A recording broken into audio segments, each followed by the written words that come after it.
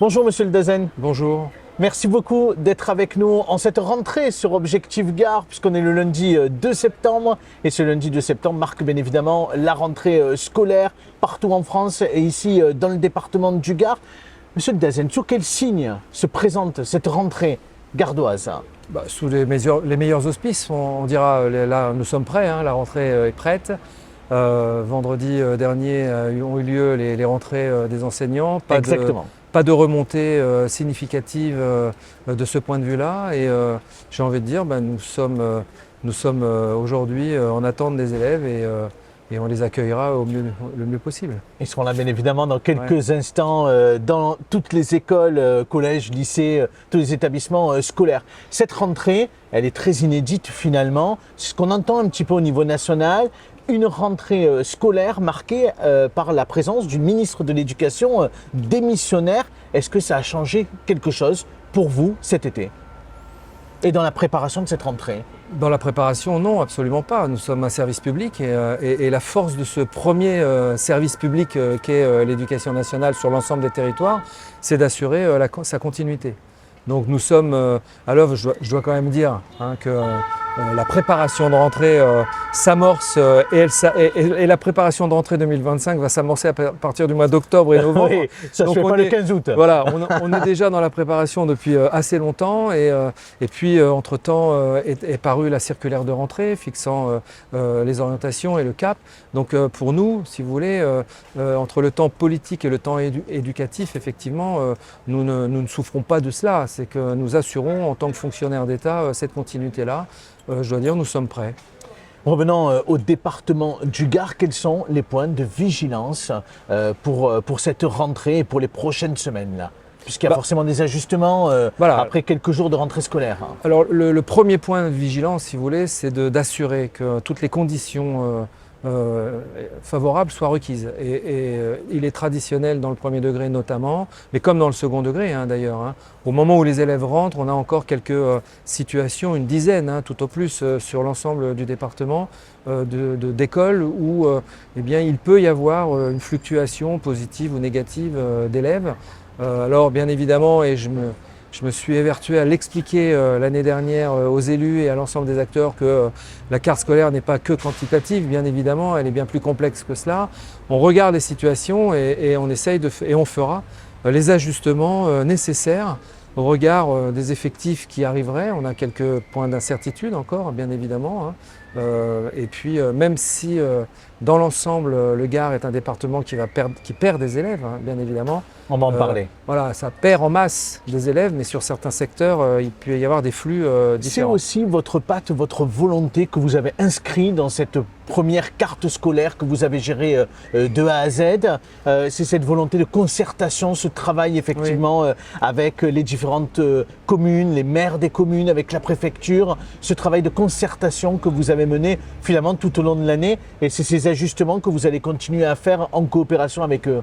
Eh bien, la concertation, j'ai envie de vous dire, ce sera la même chose encore cette année et les années à venir. Je crois qu'on ne peut pas faire comprendre à l'ensemble des acteurs, d'enseignants, parents, élus, y compris acteurs de l'État, des autres ministères, que les principes qui nous guident dans nos missions et dans nos décisions, sans qu'elles soient légitimes et légitimées. Donc pour les légitimer, il faut les expliquer et prendre le temps de cette concertation-là. On l'a engagé l'année dernière, on le poursuivra cette année. Et je crois que ce qui était important, si vous voulez, c'était de lever quelques incompréhensions, de, pallier certaines méconnaissances pour que nous puissions parler juste et vrai. Exactement. Et puis vous allez fêter votre premier anniversaire parce qu'effectivement vous êtes arrivé l'année dernière à quelques jours de la rentrée scolaire. Là, ça fait 1 an que vous êtes là. Bon, avec le recul, maintenant vous connaissez bien notre département, vous l'avez arpenté. Quels sont un peu nos points forts et les points faibles du système éducatif gardois, selon vous, avec votre expérience, parce que vous êtes passé par d'autres départements, bien évidemment? Alors déjà, vous dire que je ne regrette rien. Bon. Voilà, je le chanterai pas, mais je le dis. Mais pour être plus sérieux, les points forts, je crois que c'est son dynamisme, son son volontarisme, son engagement, l'engagement des acteurs, la volonté de faire en sorte de bien vivre dans ce département. Et je crois qu'un des points forts, c'est en lien avec Monsieur le Préfet du Gard, c'est toute la cohésion et la convergence des actions de l'État pour faire en sorte que, eh bien, on soit en phase avec les besoins et le plus en lien direct avec ce que la population, en tous les cas moi pour ce qui me concerne la population scolaire, puisse en attendre des services de l'État. Et le point faible, c'est peut-être ce point côté faible, rugueux des Gardois, peut-être, dans l'échange? Non, parce que je crois qu'il y a une authenticité, une sincérité qui est assez intéressante et je crois qu'elle fait avancer et elle n'a rien à voir avec le manque de respect, au contraire, elle est respectueuse. Le point faible, je dirais peut-être que c'est les évolutions à venir démographiques, sans doute. C'est ce que je voulais évoquer avec vous parce que Nathalie Nury, la vice-présidente à l'éducation au département du Gard, qui sera en interview demain sur Objectif Gard dans notre magazine à l'occasion de la rentrée scolaire, elle est inquiète. Elle est inquiète parce qu'il y a une baisse des effectifs dans les collèges gardois. C'est le cas, on en avait parlé ensemble à l'occasion quand vous étiez venu dans notre émission sur effectivement cette problématique structurelle qui s'inscrit dans la durée dans le département du Gard. C'est une véritable inquiétude aujourd'hui. Parce que c'est synonyme aussi de fermeture de classe quand il n'y a pas suffisamment d'élèves. Alors, inquiétude, en tout cas, si ce n'est pas une inquiétude, ça nécessite de l'anticipation. Voilà. Dans le second degré, je confirme, effectivement, mais bon, dans le premier degré également. Et quand les effectifs diminuent dans le premier degré, on va les voir arriver, ou pas d'ailleurs, puisque s'ils diminuent, ils ne viennent pas, dans le second degré. Et puis, je crois qu'il n'y a pas que cela, c'est-à-dire que je ne voudrais pas, alors que ça fait 1 an que je m'évertue à faire comprendre que ce n'est pas que sur des règles statistiques, comptables, qu'on essaye de réfléchir à l'accompagnement des élèves, à la lutte contre toutes les formes d'inégalité. Non, ça ne se traduira pas automatiquement, c'est pas automatique.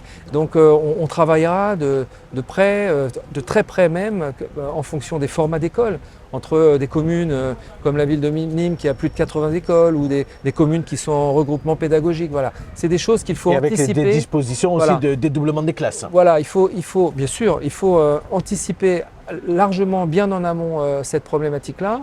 C'est un sujet qu'on a abordé, pas plus tard qu'hier avec les IEN, mais pas en brandissant le couperet, pas en essayant de rassurer, parce que finalement on parle de quoi avant de parler des écoles, du côté des maires ou des élus, on parle des enfants. Donc l'enjeu pour moi, c'est, et ce sera le fil rouge et le fil conducteur de ma démarche, ce sera de faire en sorte que l'enfant soit scolarisé dans ce département, dans le premier comme dans le second degré, c'est qu'il soit dans les meilleures conditions. 2 dernières questions pour clôturer cette interview. L'année dernière, vous êtes arrivé aussi dans un moment très difficile avec le décès du petit Fayed à Pissevin, à Nîmes.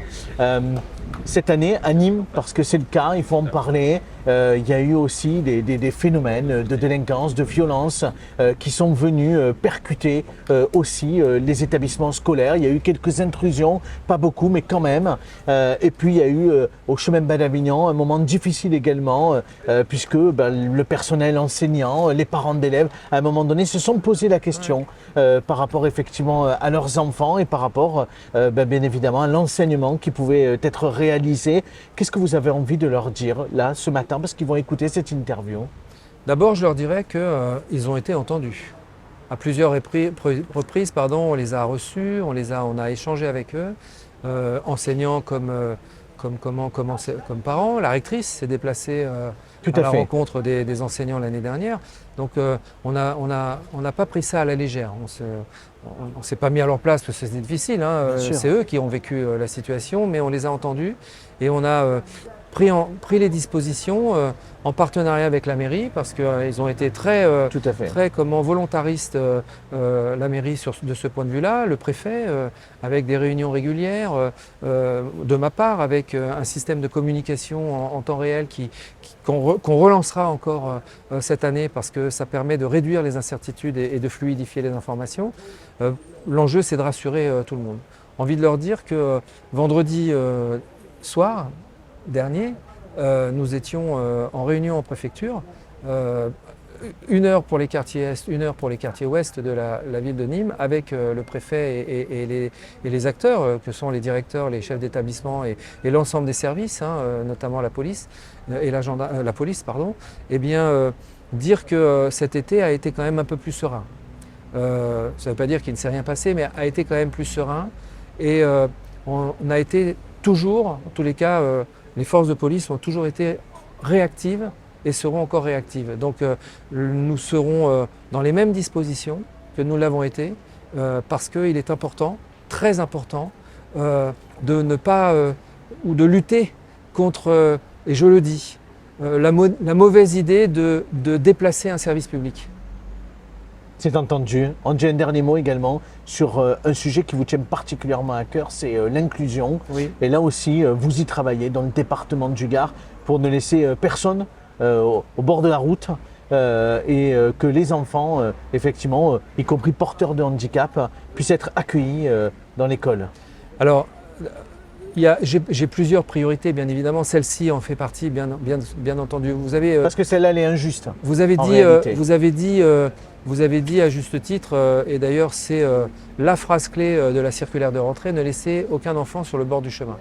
Et donc pour cela, il faut créer toutes les cohésions possibles parce que les réponses ne sont pas forcément qu'à l'éducation nationale. Il y a plusieurs acteurs, plusieurs partenaires avec nous, dont l'ARS, la MDPH pour l'école inclusive. Donc nous travaillons vraiment main dans la main de ce point de vue-là, en partageant les mêmes valeurs, en partageant les mêmes objectifs, avec les difficultés qui sont les nôtres et les complexités qui sont les nôtres. Mais nous travaillerons par exemple dès cette année à la transformation des PIAL en PASS. Les PIAL étant une organisation interne permettant de pouvoir assurer en continu l'accueil des élèves, quelle que soit la situation de l'AESH, quelle que soit la situation de l'élève.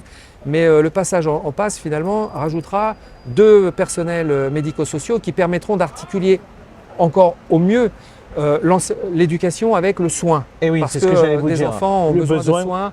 Voilà, donc, il y avait une question qui revenait quand même aussi, c'est-à-dire ces changements réguliers de l'AESH. Est-ce que là, il y a une capacité à pouvoir stabiliser un peu plus les effectifs parce que les gamins peut-être ont besoin aussi d'avoir ce repère d'une personne avec qui ils ont l'habitude effectivement de fonctionner au quotidien? Alors, d'une personne, pas forcément de la personne. Alors, ce qui est important, c'est d'assurer l'accompagnement. Et effectivement, l'attribution spécifique d'une AESH ou d'un AESH à un élève, ce n'est pas l'esprit, si vous voulez. L'esprit n'est pas là.